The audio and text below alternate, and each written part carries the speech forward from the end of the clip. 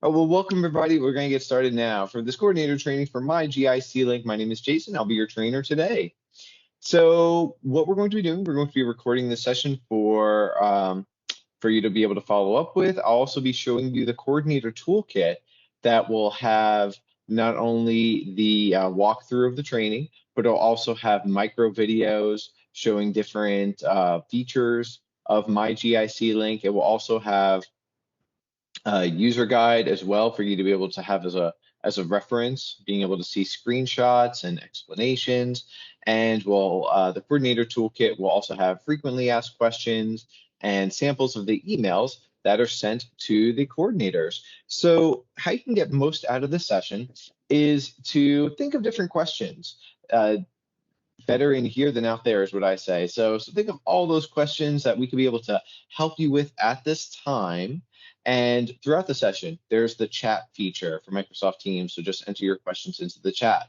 Or at the end, we're going to open up the floor for Q&A. In addition, we also have an Ask the Expert session next week. And so those sessions are just voluntary for you to come like an open office. So we're just going to make sure that we have GIC staff and our MTX business analysts present to be able to answer any of your questions about the system. So if you have any questions, bring them here or there, and we can bring them to you. With that said, let me show you what we're covering today for the agenda. We are first going to be doing this introduction that I'm doing now, talking about the training and what we're covering. I'm going to introduce the learning resources, which includes talking about the coordinator toolkit, and also going to show you the schedule for the next week's Ask the Expert session. And then we're going to get set up with an engagement tool right now during the session because you're on mute. I always want to do checks to see a learning assessment about where everyone's at, how confident people are feeling, what questions people have, what should we readdress. So we're going to be getting set up with a tool called Slido. It's kind of like Kahoot, where you'll be able to answer questions from your phone. So get your phone ready. We'll be getting set up with that in a moment.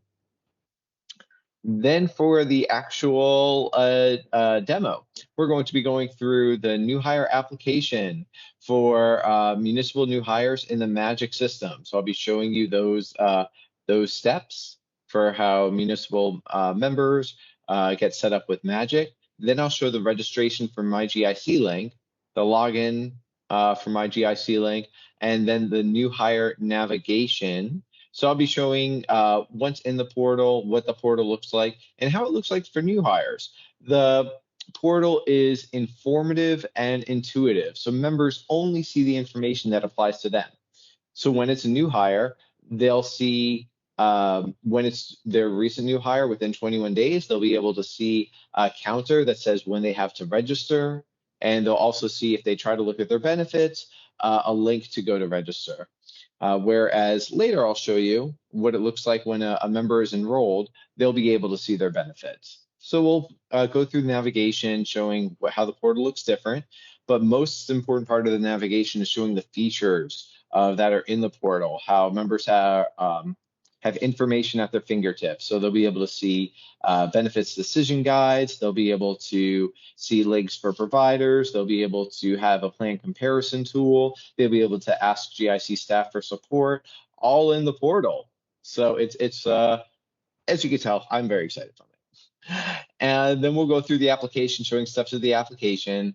Then we will, after the application, we will then show how once they've submitted their application, how we can confirm those benefits within the portal. Then we'll take a 5-minute knowledge check. So we're going to just be able to see how you felt about that section, how well that information was received. And then we'll continue with showing modifications. So after an application submitted, GIC staff will review.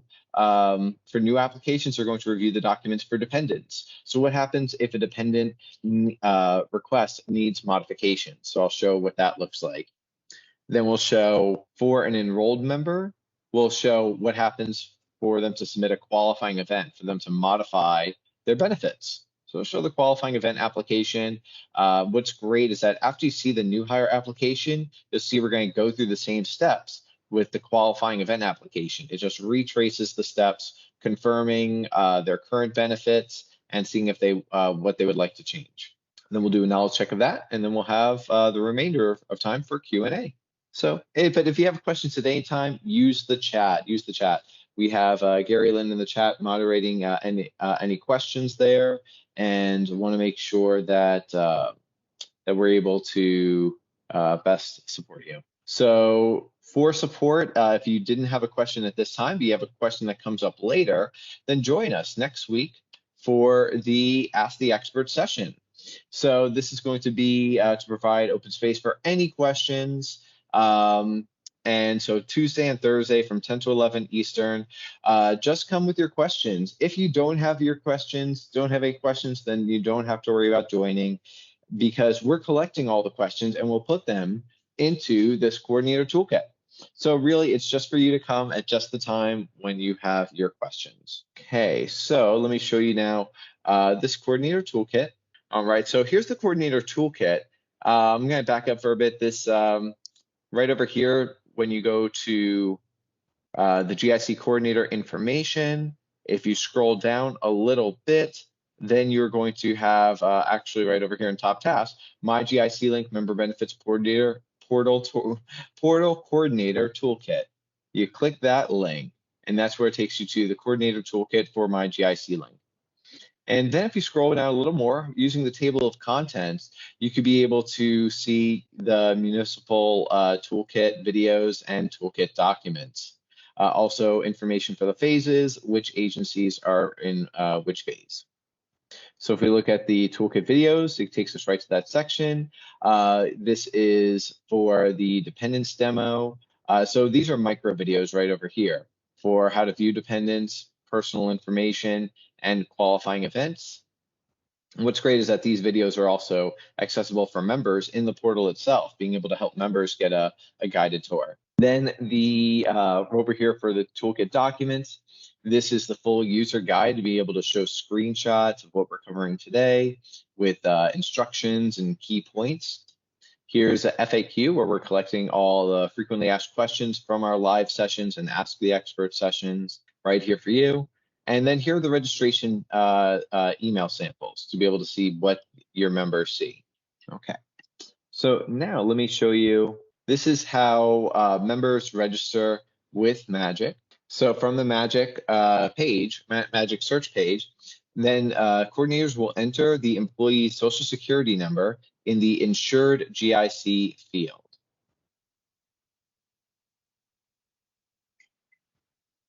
Then you will click the blue link, click here to add the new employee's personal data to Magic. Here is a sample of the screen where you enter the new employee's personal data. You will need to complete all the sections, the insured information, primary address, contact information, employee information, and then the attestation. Click Submit button. If any required information is missing, you will be prompted to enter the required information. So in case you missed any of the sections, any of the fields, the Submit button will not work. You can only submit when everything's complete. So you click Submit, and that is the application. Here's some key points. You can add a new hire record in Magic starting 14 days prior to the new employee's hire date, or up to 7 days after the new employee's hire date. The preferred email is a required field for the employee to get the new hire welcome email for the portal. Registration emails will not go out prior to the new employee's hire date. So to reference right over here is the preferred email. So this preferred email is the email that will receive the welcome email from My GIC Link. And that will go out on their hire date, not prior. So you can register them 14 days prior to hire, and then upon hire, they will their hire date, they will receive the welcome email from My GIC Link. And the social security number validation on the search page is done across all GIC records.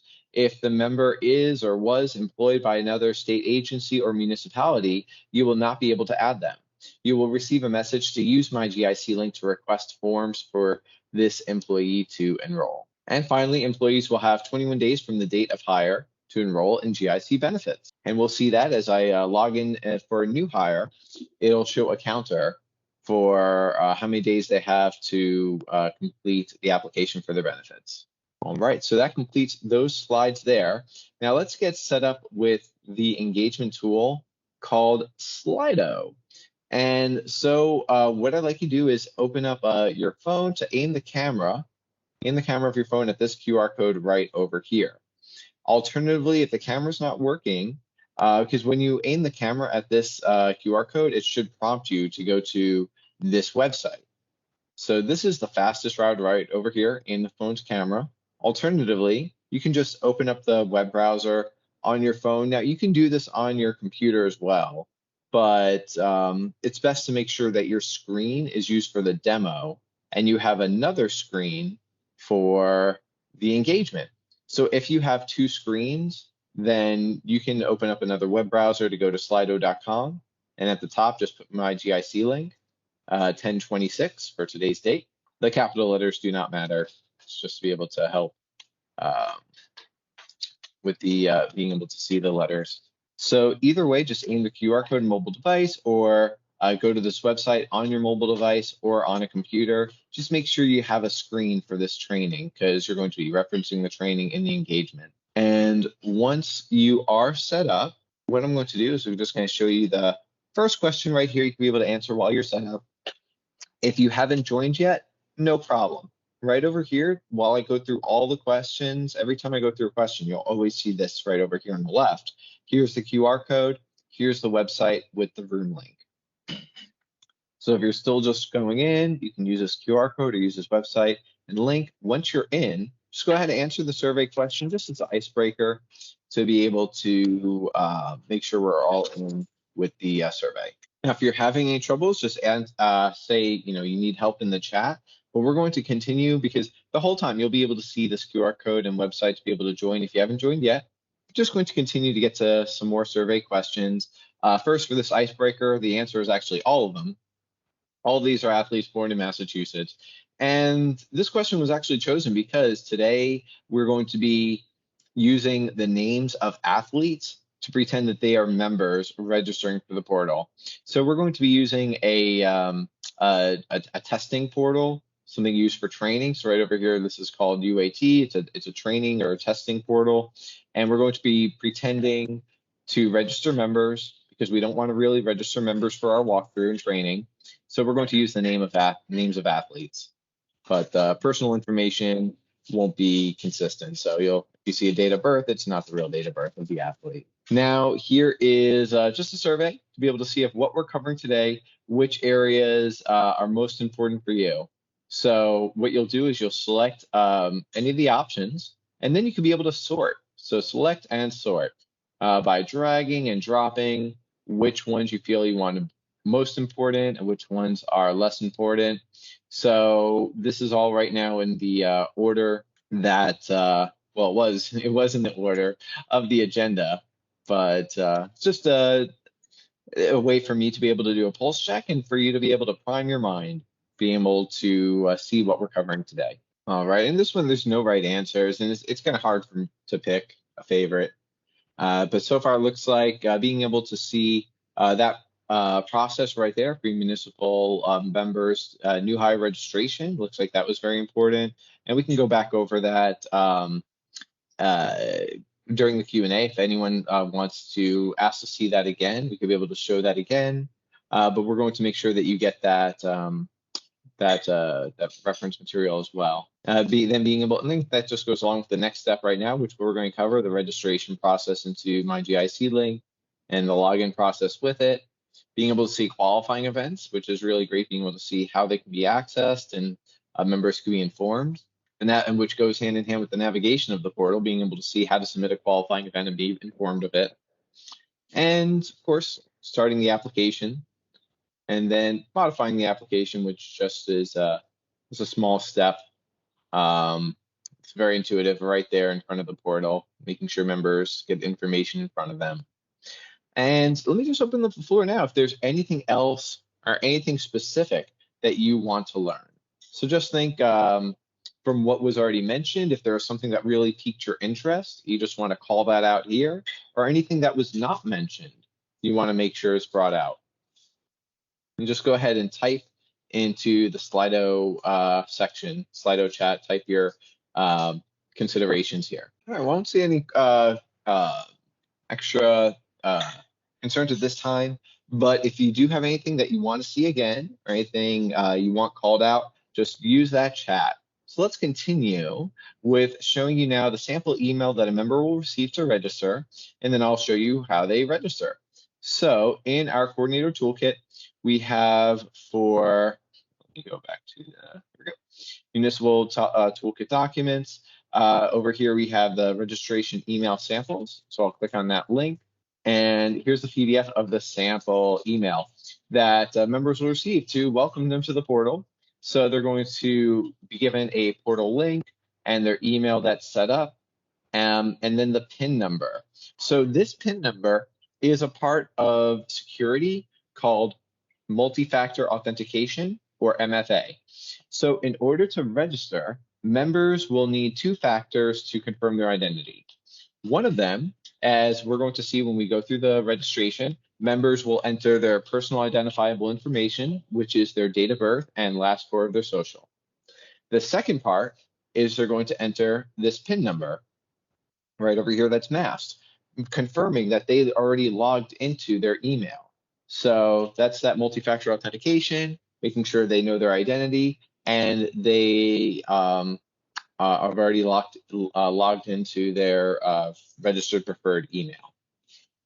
So now let me show you what that looks like for the when the member gets this email. They could just click that link, and then they're taken to this page right over here. This is the registration page. So here's the registration page. Notice that in the top right corner it says login.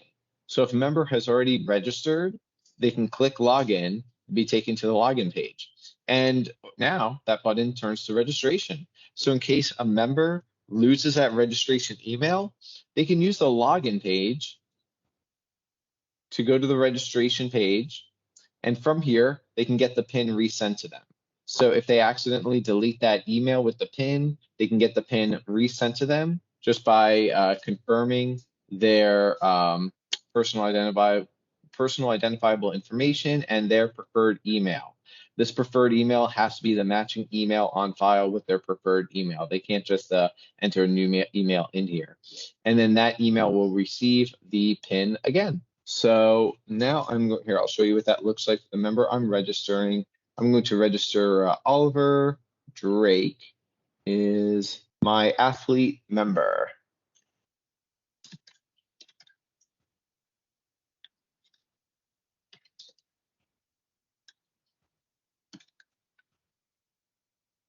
And again, this is not Oliver's real date of birth and not Oliver's last four of the social. So when putting in this information, let me show you here. Let me go delete a letter to show if this is not the preferred email, then the information was not verified. So if I then put the actual preferred email, then success, the email gets sent. So the member has to put the appropriate information in. Then when the member clicks, goes to register, again, all of these fields have to be the matching fields. So here I'm going to register Oliver, so I have to make sure the information is right.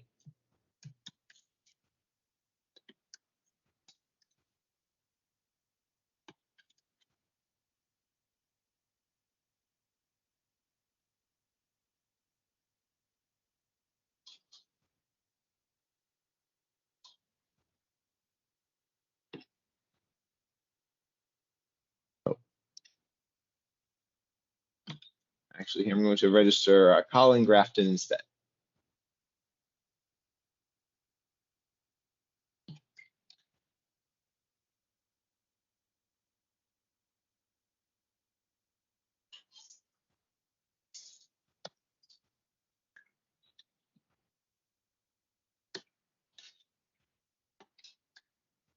Fortunately, there was a lot of athletes born in Massachusetts, so plenty for me to choose from. All right, I'm going to enter the PIN number that was sent to Colin's email. And then I'm going to just create a password.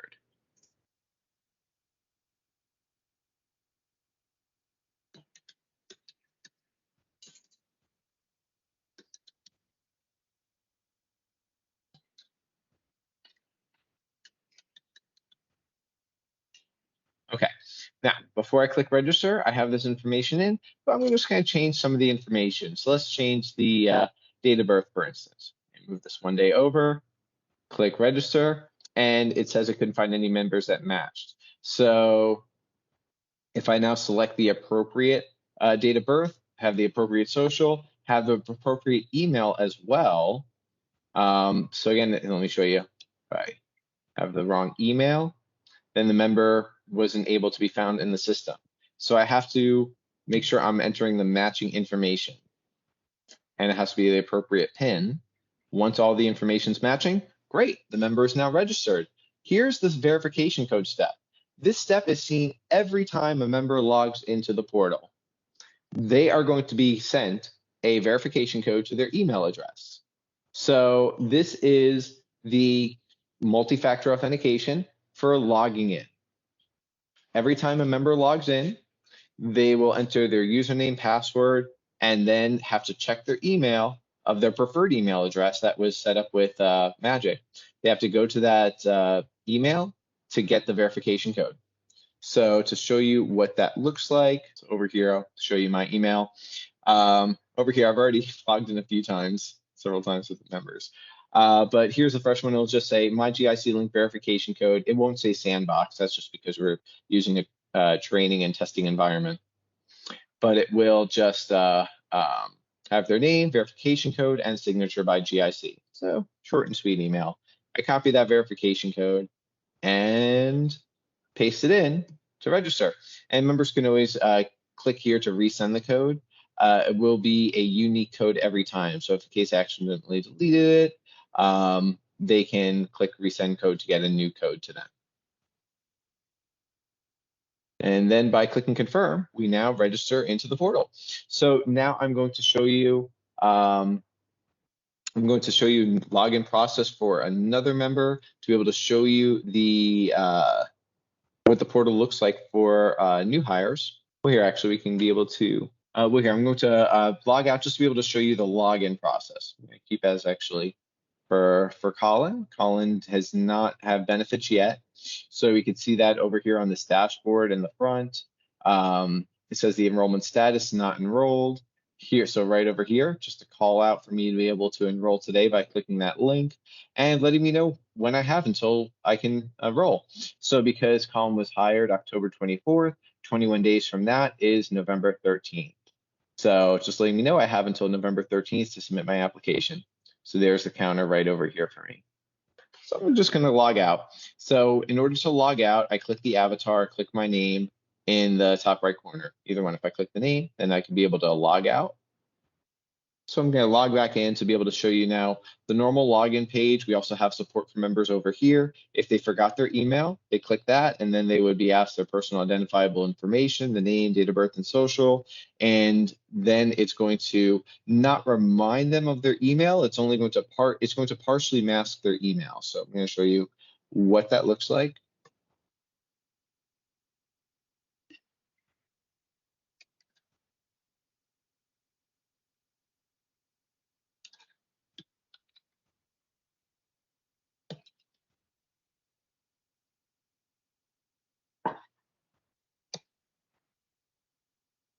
Right? And also wherever it has this calendar right here, that means it knows that it's a date field. So I can be able to type into it or click into it to be able to select the different dates.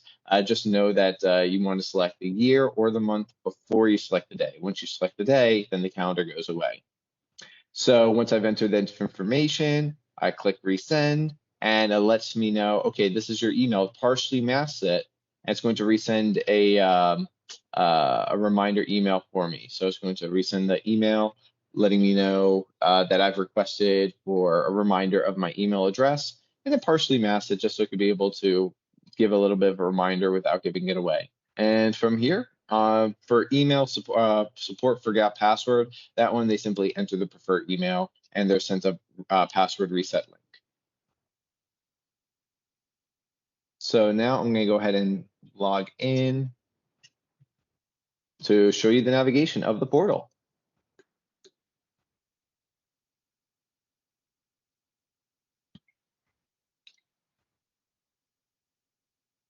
All right, and again, I have to get that verification code. Here we go. Got a new one in this email thread.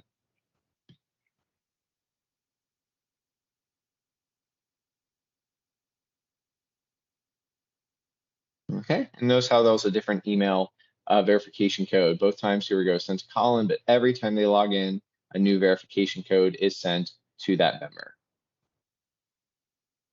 So now in the portal, again, we already talked about this dashboard at the top that lets them know their enrollment status.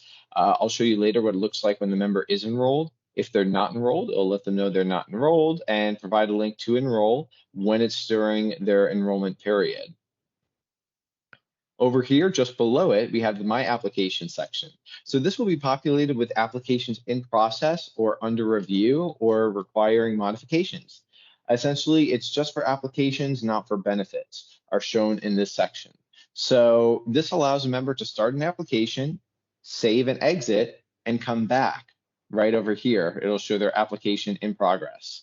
After they submitted their application, if there's anything that needs review, such as documents for dependents, it'll show that status over here. If those documents need modifications, then that'll be over here in this section as well. Below that, we have these quick links. So the quick links right over here are helpful navigation tools for members. So qualifying events, this takes the member to their qualifying event page to be able to see all the options to submit a qualifying event. So notice how this is organized by tile. So the tile first just gives a brief description about the expectations for the qualifying event by saying the time period. So for marriage, they have to submit it within 60 days of the marriage.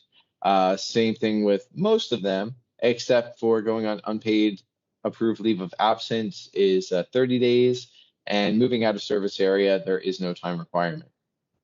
By clicking Learn More, we can learn more about the application and letting me know I can't even start it because I don't have benefits. So I just love how the system is not only informative, but also intuitive. And you'll see this during the application. It only lets the member see and select what is applicable for them. So it guides them right on their happy path. But over here, I could be able to read about this specific qualifying event, how I would be able to make these modifications, and the document requirements.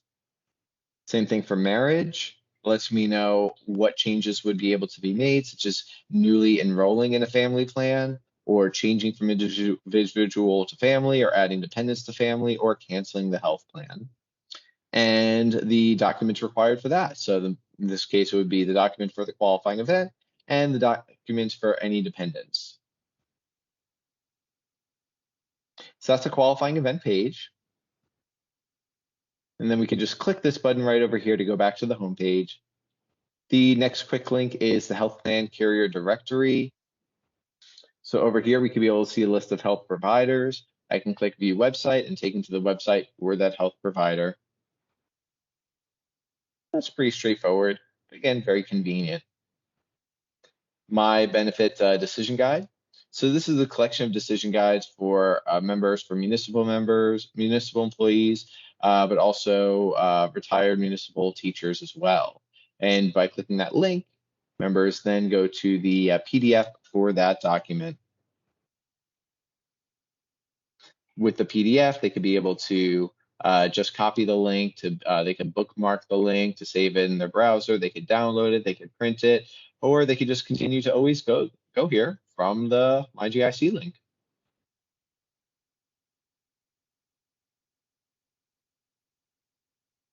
All right, next we have support requests. So if I click support requests, what's great about this is that there's actually two ways that members can be able to get support from GIC staff. One way is asynchronously through support cases. So a support case is kind of like an email. The other way is chat. So when it's not during online hours, then you'll see right over here, wherever I go, it has this chat bar right over there, letting me know the status. So at this time, it's saying no agents available at this time, but we'll see if when becomes operating hours, you'll see it does say agents available, and I can click that to start chatting. But until then, so here, let me show you actually just getting word from Sana, our business analyst. There we go. She just logged in. So that's what it looks like when an agent is available. It'll say chat with an agent right over here. So these are the two options, and this happens whatever page I'm on. So a member could be on the home page. They could be looking at qualifying events. Always right over here is their friendly guide with them. As they go through the application, you'll see this button here as well. So in case the member has a question, they can click it to open that chat. They select a category. So from the categories, they have three options to be able to, and here, you're not able to see that screen, so let me show you. It's the same three options on the support request form. They can select one of these three categories over here or in the chat. Because I'm right now sharing my window, you can't see the pop-up. But when I click this drop down, the menu drops down with these same three drop downs right over here.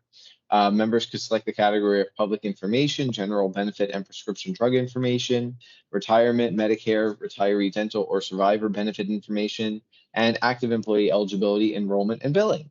So I'll select one of those categories. Let me go ahead and do the live chat to select public information, then start chatting, and then it routes me to an agent for that category.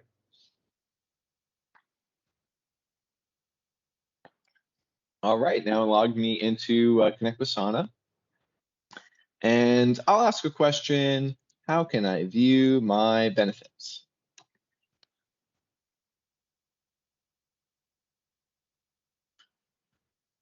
And lets me know that Sana is typing right now.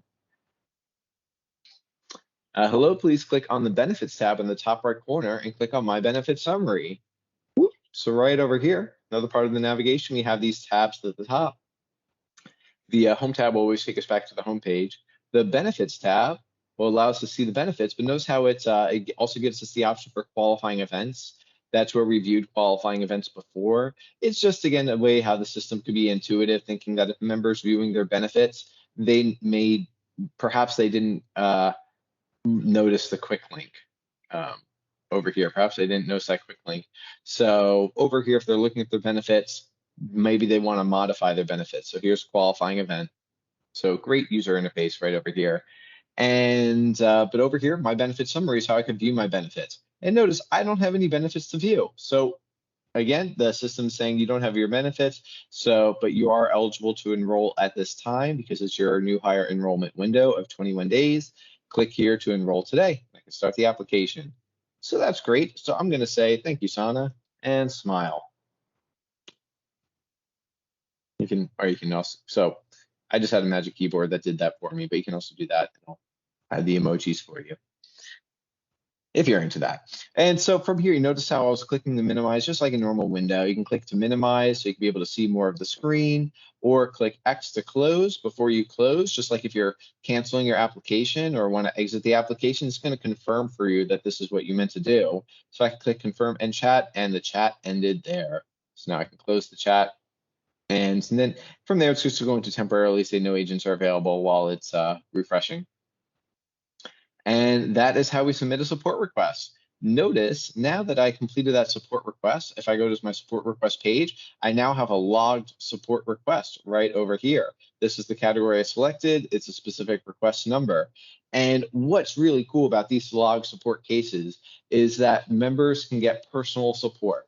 So when they are trying to reach GIC staff will know about their support history. So they'll know about who they spoke to, about what, at what time. So that captures both the synchronous support with the chat with the agent, or asynchronously by submitting a new support case. So this is beneficial for members to be able to contact GIC staff during non-working hours, but also to be able to submit an attachment as well. So I could be able to, so maybe the GIC staff was directing me to this page right over here to submit a case with an attachment.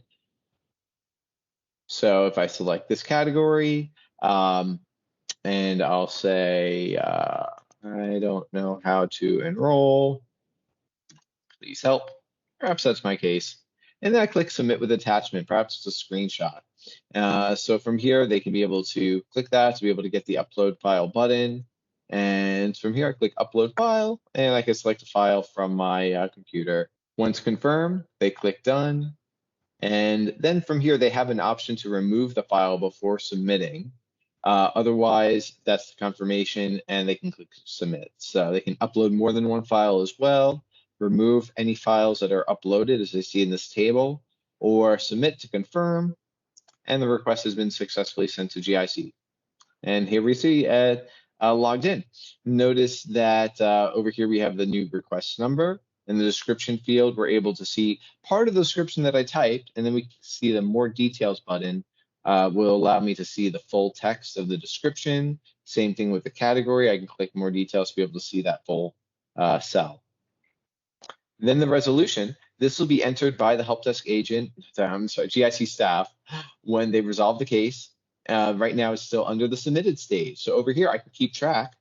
And in addition, when the case is resolved, the member will receive an email to their preferred email address. So they don't always have to come back to the portal to check. As long as they check their email, they'll see the updated status of their support case. The last quick link to highlight is the plan comparison tool.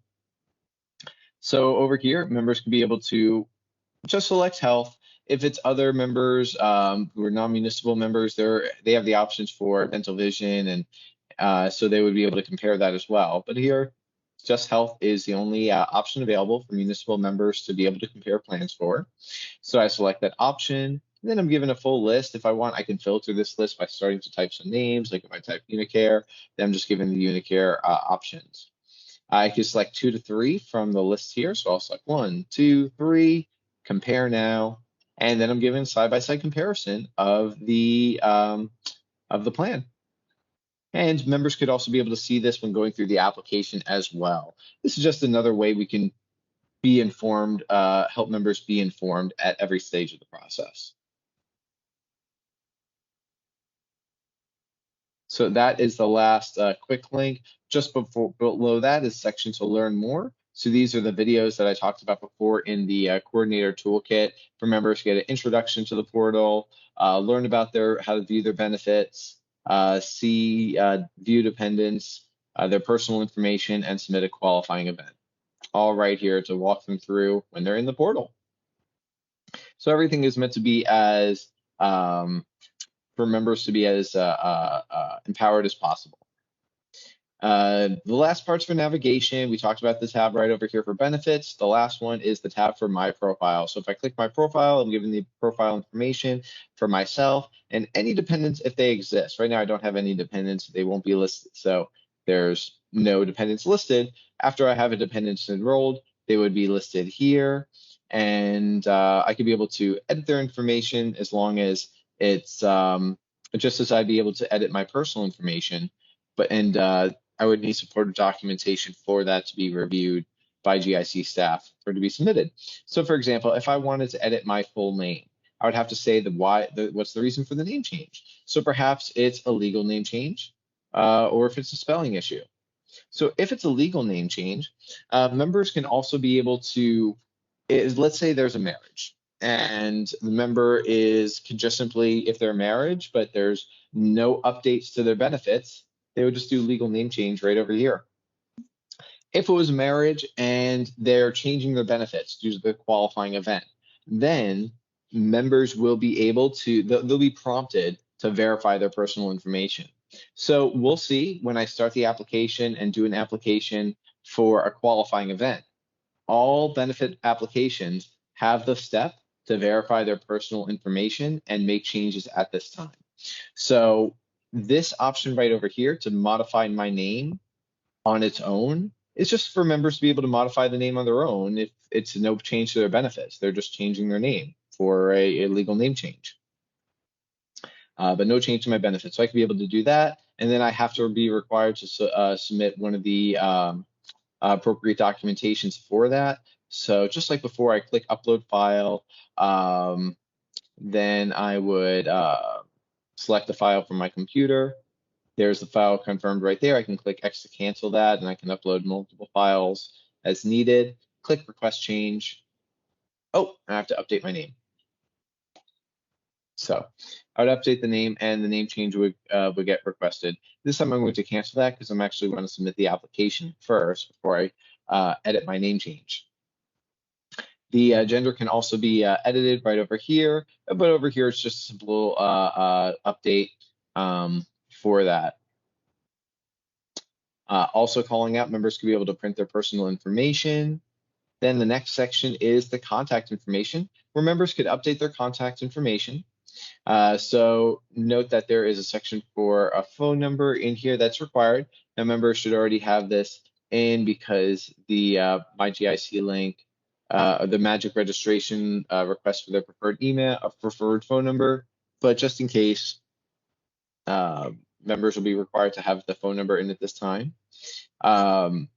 Members can also set their mailing address, and they can click this box to set the mailing address to be the same as the home address. I click update, and this happens in real time. So we see right now I have a mailing address that is the same as the home address, and I have my phone number that I just entered in. So that update happens in real time. And then lastly, we have the employer information that is simply set by their pay information. So in case they change employers within the municipal system, then that agency will be updated automatically here by the payroll system. The dependents tab, just mentioned that one before about how this is where they list dependents, and they can be able to modify that information provided the supportive documentation as well for that. And then change password, or members can be able to just change the password for their MyGIC link by entering the current password and then submitting a new password request. Note that there is another security feature of MyGIC link is that after a period of time, it will ask the members to create a new password. So all security measures have been considered so that not only is there the multi-factor authentication, but also members have to periodically update their password. And that is everything about navigation. So now let's go into the application. So for that, I can click go right here. I can also be able to start the application from the benefits page. Either one works. So let me go ahead and start the application. On the application, we have a map right over here of our 5 steps, and these bubbles will be completed as I complete each of the steps. First, I'm at step 1, just determining that I'd like to enroll in GIC benefits. If I select no, then it's just giving me a confirmation window, making sure that I'm confirming I'm not enrolling, and I can click, as you're confirming not to enroll in GIC benefits at this time, you may cancel the application by clicking yes or click no to exit out of this window. So I'm going to click no to exit out of this window because I meant to enroll. And now I can be able to click next to enroll. Also note right here on this getting started page is another link for the GIC benefit decision guides. This is the same page we saw before. This one is specifically would just be a call out right over here on the getting started page, and also is information for their health plan.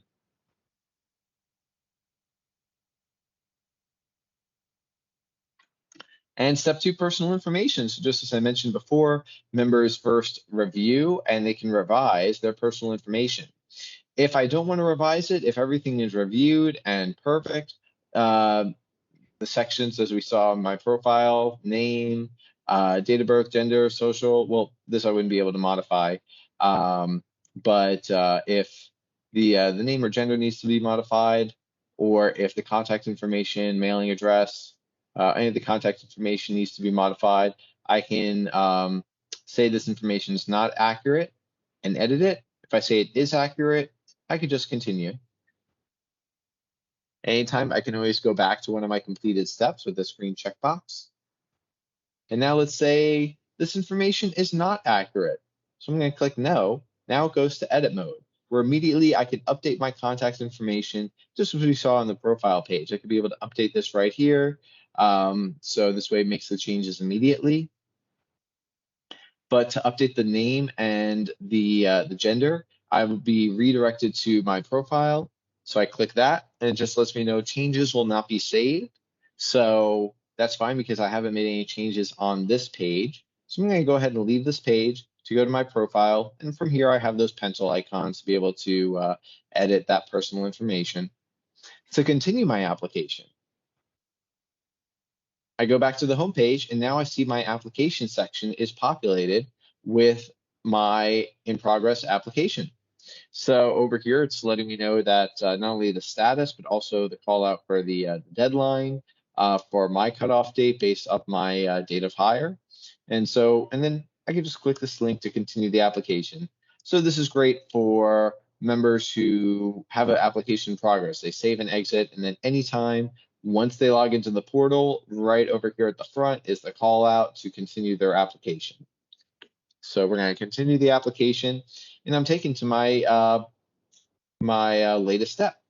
So because I did already click save and next when I was on step 2, personal information, it already saved that step when I click save and next. If I want, I can always go back to that step, but from here, I have to, because I'm back on this step, to save again. So I'm going to say this information. Yeah, watch, I'll show you. If I say this information is not accurate, I can make any changes. Then to save any changes, I can't change the radio button right here, but I just can just click save and next, and it will save the those changes. And now here, right over here, I'm on step 3. For the health information. The reason why it says 3.1 is because for members who have other benefits available for them, dental, vision, and life insurance, then it will be showing those steps within step 3. Here it's just health, so I'm taken directly to that step. And here's the available health plans. I can view the details for any of the plans, view the copay deductible information, just as we saw in the plan comparison tool. I can also be able to see the provider information as well, just as we saw about information for the providers. So all the information right here where the members need it most. Once I select a plan, I'm then asked for that plan. Do I want the individual or family plan? Now note that members can also choose to opt out of the health plan, but really this wouldn't be needed for them because they are submitting an application enrollment. So in other words, if a member does not want to enroll in benefits, they just will not start the application. Once I've selected a health plan, I will select either individual or family. When I select family, it's now asking me, okay, well, what dependents would you like to add? So I can continue without adding dependents at this time, or I can click the plus sign to add the dependent. And now I'll just go ahead and say sample spouse. So I'm going to add a spouse as a dependent. All right, select the gender, select the date of birth. Now, before I select the date of birth, let me show you this relationship field right here. It's blank. It's not giving me any options to select the spouse as the relationship because it's going to have a calculator in here depending on the date of birth. So if I select 1/1/2021, like let's say this is actually a child, then it'll say based off the math, this is this year, this is a dependent under 19. So that's the only available option for relationship. If I select instead, if I select 2001.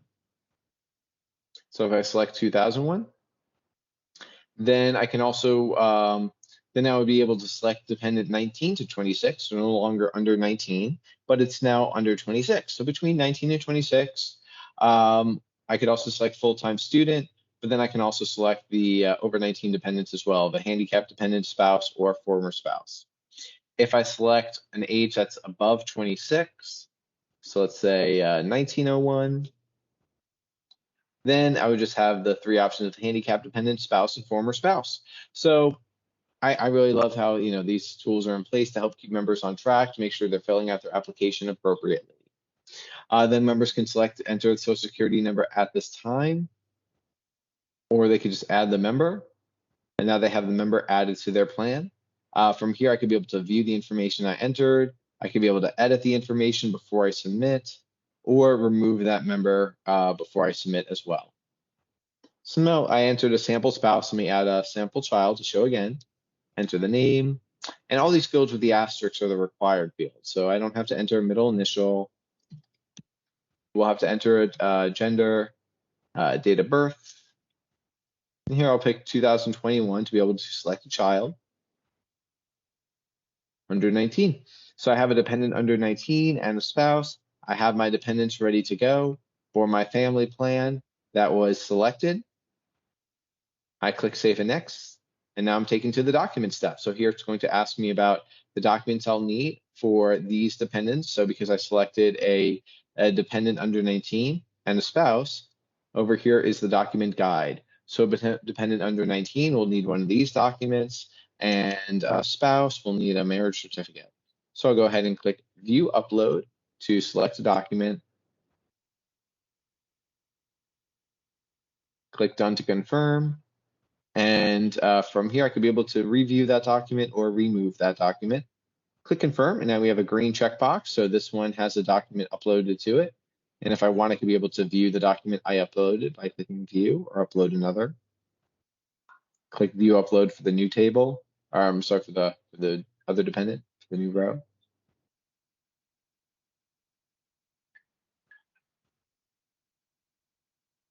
All right, have that one entered. All right, so I have two green checkboxes. Now I could save and continue to the review step. So the review step, again, is showing me all the steps. So personal information, reviewing the personal information. If I need to make an update, I can click update and I'm taken right to that step. I can also be able to jump to any of the steps that were completed with these green checkboxes. So personal information, being able to review that by, and then once this is reviewed, I can review health insurance by just opening up this accordion section. So it's called an accordion because you can collapse and expand it like an accordion. If anyone's played an accordion, this is, or yeah, if you haven't, this is what they do. Collapse and expand. So by expanding it, I could be able to see the health insurance plan I selected and being able to see the dependents that were selected for that plan. And from here, I have all the information entered. So I could just be able to certify and submit. Just note over here, if I try to enter my full name without, that's not as written right here, it won't let me submit. So in this case, I'll need the middle initial, because notice that was also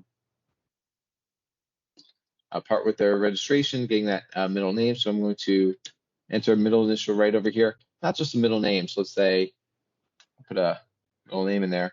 Now, middle name won't work. I have to put middle initial, so full name just as shown right here. Enter your full name. So by entering the full name, I can submit. Here's a confirmation window, just making sure I'm ready to submit. I click yes, and the application has been submitted. Success. From here, I could be able to print the application, but I'm also given that option on the application under review. I can be able to print the application right from here. So now that this member has their application under review, for the dependents, I can now notice the dependents are under review, so I won't see dependents listed, but I now do see a health plan listed over here. So this is what it looks like for members to view their benefits when they have a benefit enrolled. They see the coverage plan details, they see the name of the plan selected, the coverage type, the effective date, and then the coverage end date. And so coverage end date is just if there was a qualifying event that was approved, then we'll see a coverage end date right there, or any other reason why there's an end date, and that's tied to a future plan details right over here. So members will be able to see if there's a transition, the information for the transition date, and the name of the future plan. Here's the coverage details for members to review and contact information for that plan. So that is what it looks like for members to navigate and apply for the portal. And then what we'll do right now is do a knowledge check. Then when we come back, we'll show what it looks like to review, to resubmit documents that would need review. So let's just do a pulse check right now. What did you find most interesting in that section? We covered a lot. So really the biggest part of the demo today. when we do a qualifying event, it's just going back through an application. So we covered a lot. We covered the registration, we covered the application, we covered the navigation. What did you like the most, or what did you find most interesting? What did you find most surprising, most interested to learn about? Anything? What's your perspective of the portal? All right. All right, well, here, how about this? Let me go ahead and prompt you with some more questions. If you do have anything that comes to mind, you can use the chat in Microsoft Teams. But now let's just do on a scale of 1 through 5. How well did you understand that section? So 5 meaning no problem, I got this. I can be training this. 4 is it makes sense. It's very intuitive. It's very simple. You're just going to review it more on your own. 3, it seems intuitive, but just to have to do more reviewing. 2, seems intimidating, not intuitive. But with enough reviewing, you can be able to master it. 1 is no, don't even know where to start. So I see some 4s, which is what I like, to be able to see, you have seen the information, you have enough just information to, okay, a 5 too, okay, I'll step back.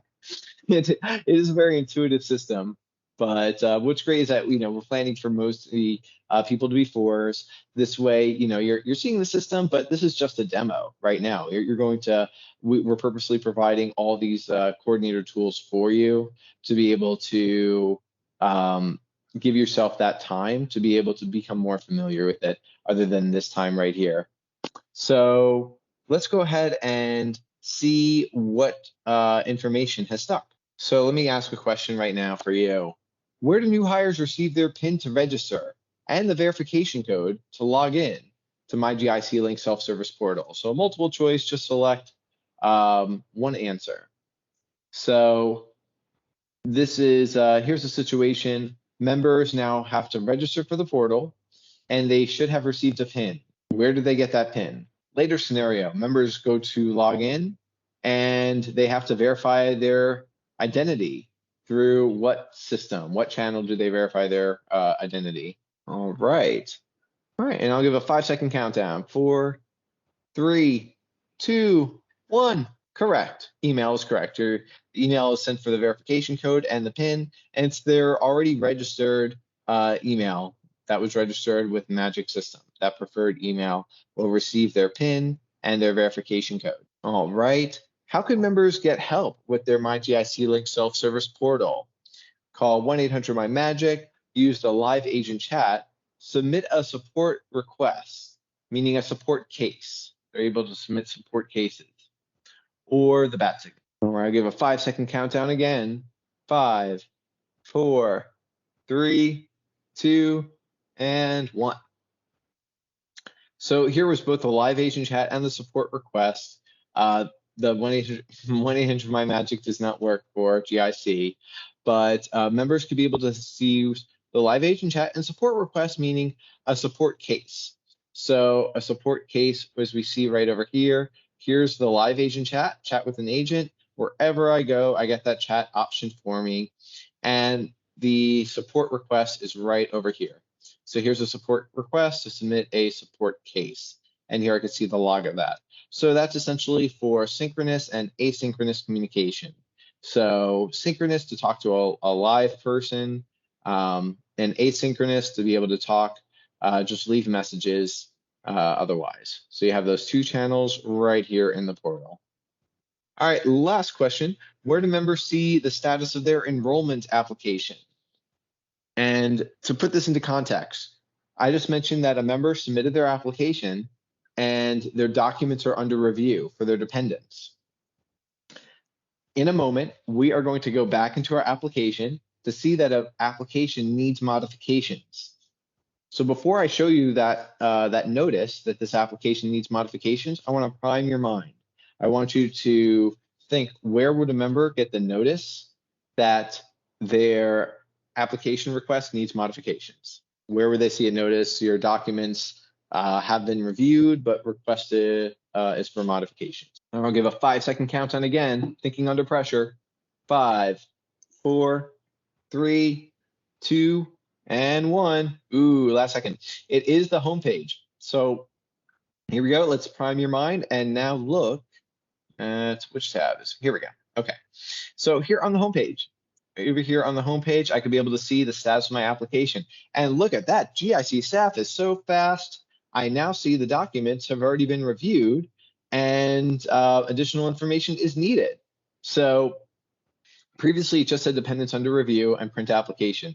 Now it's saying the following dependents need modification. This dependent right here, my sample spouse. So I would get a notification to my email about this notice, but also right here on the homepage, it lets me know how I can just jump into my homepage and I can modify by application, specifically just that sample spouse. I could be able to edit the information for the sample spouse. I could be able to review the document I uploaded. I could remove it, and I could be able to upload a new document if that was incorrect.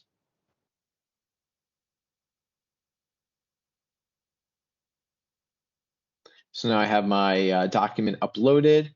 And then again, every time I would just have to fill out the attestation, check the attestation box, enter the full name as shown here, update, and that modification request has been removed because the dependent is now newly under review.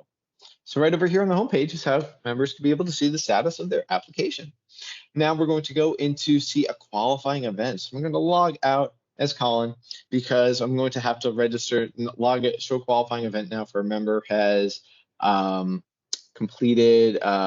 has completed their application with their dependents.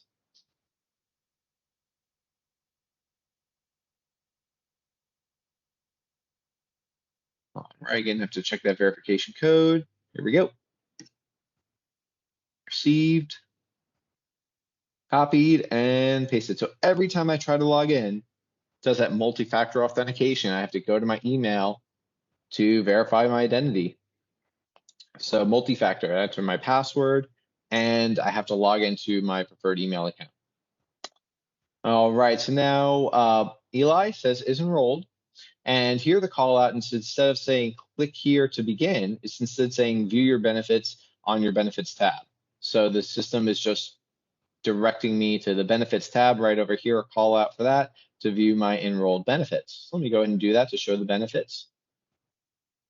So Eli is enrolled in the individual plan. And so we see there's no future plan updates at this time. We'll submit a qualifying event for Eli by going right here to a qualifying event. So we'll do a marriage event for Eli. So again, when I look at the tiles, notice like the tiles, the tile itself just is a introduction letting me know about the qualifying event, the time period. I click learn more to learn what I can do, what changes could be made, and the documents required. So this way I can be informed before I start.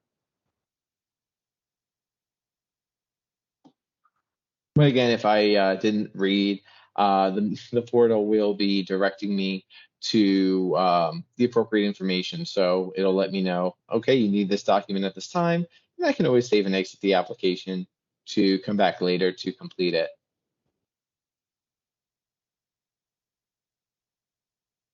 Right here, I'll give it a moment to load.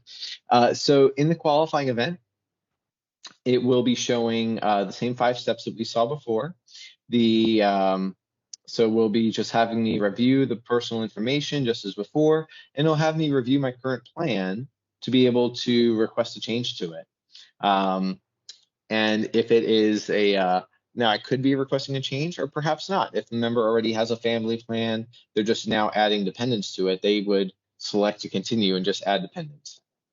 The Getting Started page now has a date field here for members to select the date of the marriage. It has to be within 60 days. So if I can't select a future date, if I try to do that, it won't let me proceed. It has to be today or earlier. And if I do a date way before 60 days, then it lets me know, well, if that was the date, you would have to wait until annual enrollment to modify your benefits because it has to be within 60 days. So if I do, let's say today, I can proceed to step 2, just as we saw before, confirming personal information, This member didn't have a phone number on file, so let me go ahead and enter that required field right over here. That red asterisk means that it's a required field. So go ahead and complete that.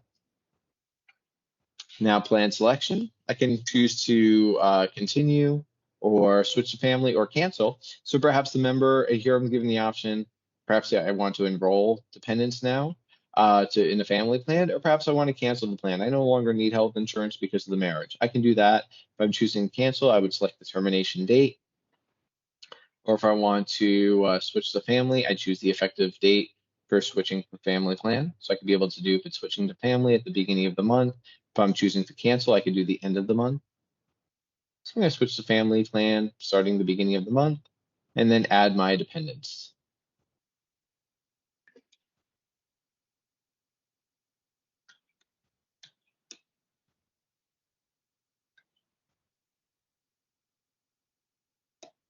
All right, so I went through that quickly because this is just adding information as we saw before for adding the dependents, making sure I have those required fields in, and being able to select the relationship based off of the what would be available from the appropriate date of birth. So this one's well over 19, and well over 26. So only giving the options of those three dependents: spouse, former spouse, or handicap dependent. I'm going to say spouse for a marriage.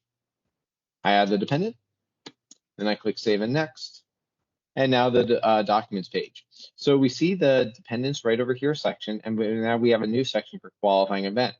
So I may be adding more than one dependent, in which case I would have to, just like before, add the document for each dependent.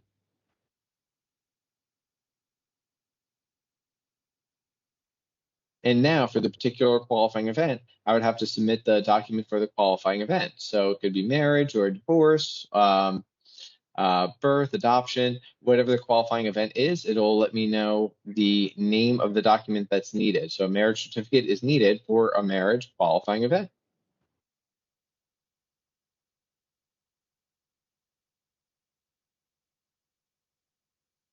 Success. The screen banner will go away too.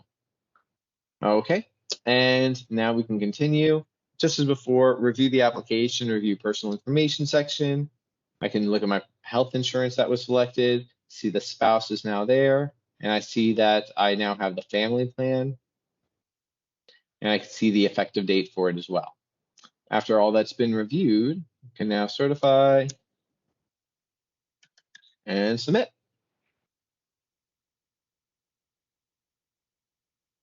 Success. All right, and that from here, because because it's a qualifying event that has to be removed, that or has to be reviewed, that's under review as well. So because of that, the qualifying event's under review. I'll still see my benefits currently enrolled. It won't have an end date on here or a new plan because it's currently under review.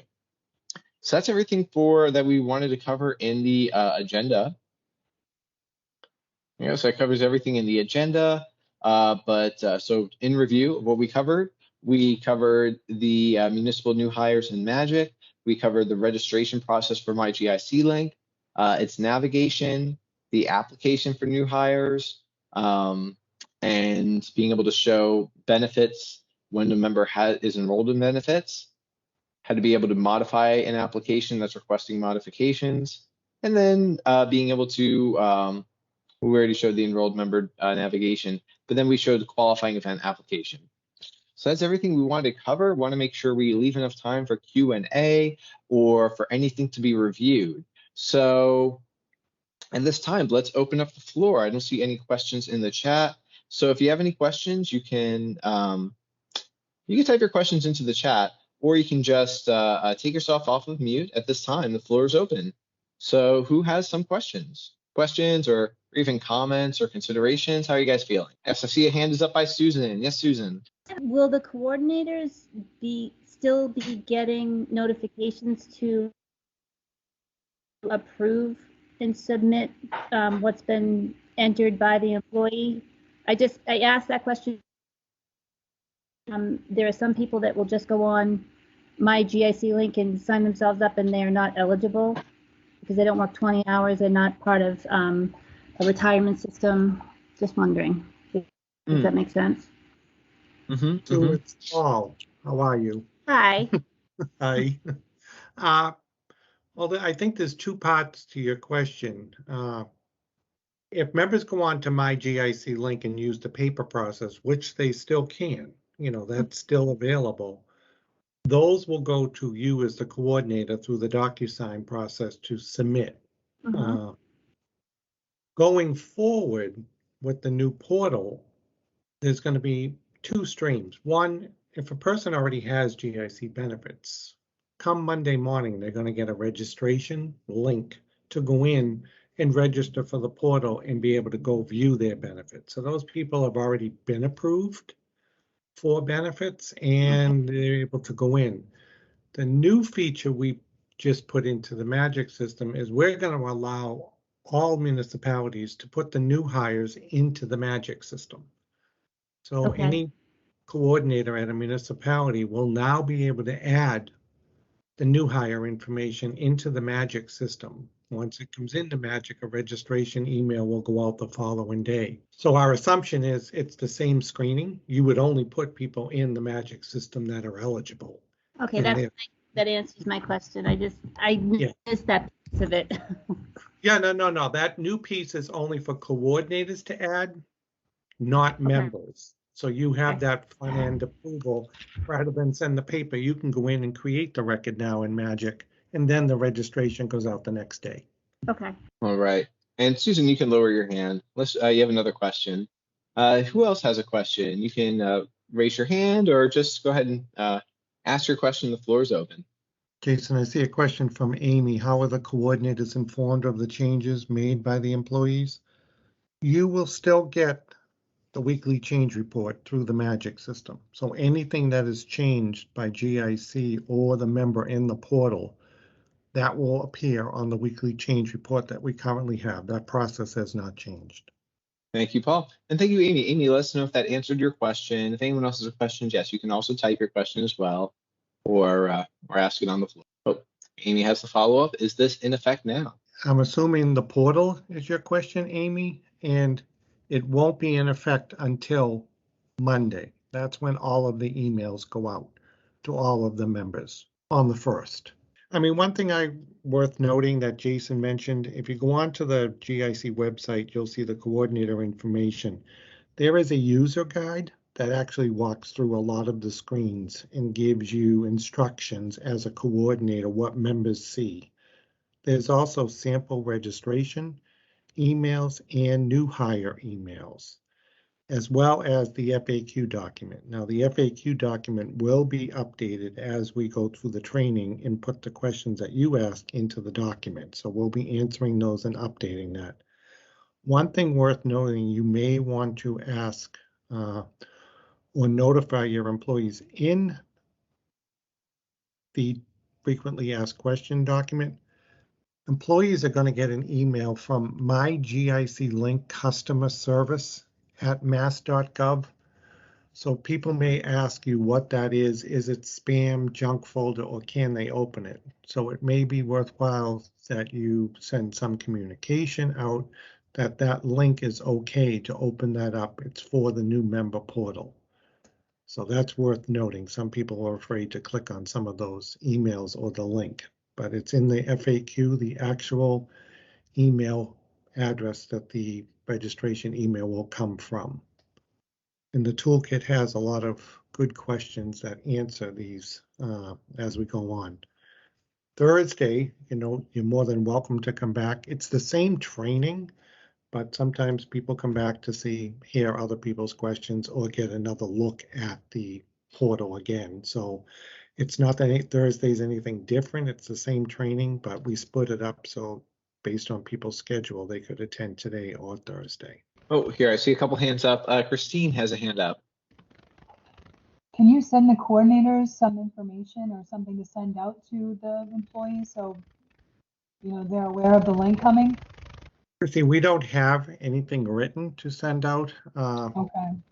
So that's why we put it in the FAQ. It depends on different entities have different ways of communicating with their employee.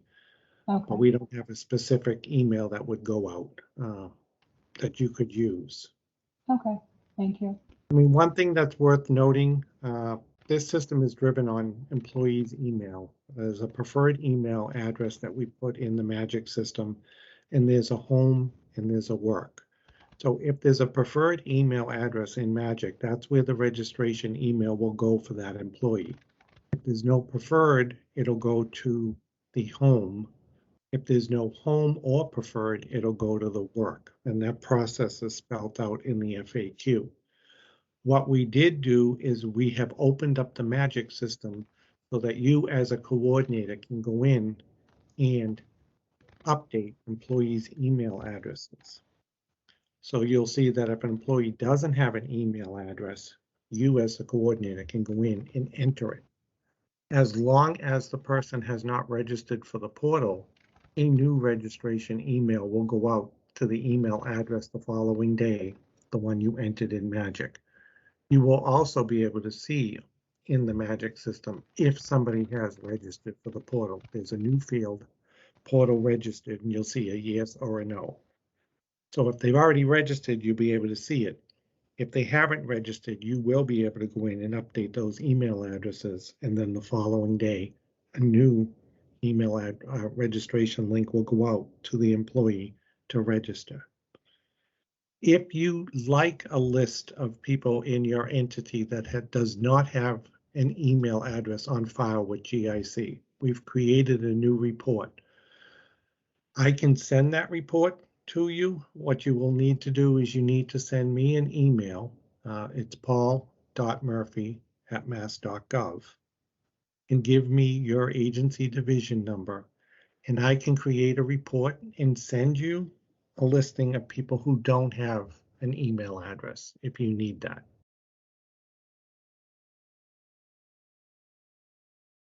Right. I also noticed that Christine, you still have your hand up, and Susan, you have your hand up. Do you still have questions, or were your questions addressed? I put my hand down, but I don't know what. Oh, okay, it's down now. Okay. Oh, no, your hand is still up. Okay, I guess you're just waving. It's I see it up on my side, but all right, you're fine. If anyone else has any questions, still have a couple minutes left. We can address your questions at this time, but also just note, as Paul mentioned, the open office hours next week to be able to come in and have your questions directly addressed again at that time. Okay. All right, everybody. Well, thank you for joining us today. Thank you for your questions. If you have more questions, we look forward to then seeing you next week on Tuesday and Thursday for the Ask the Expert session at 10 to 11 a.m. Eastern. Have a magic day, everybody.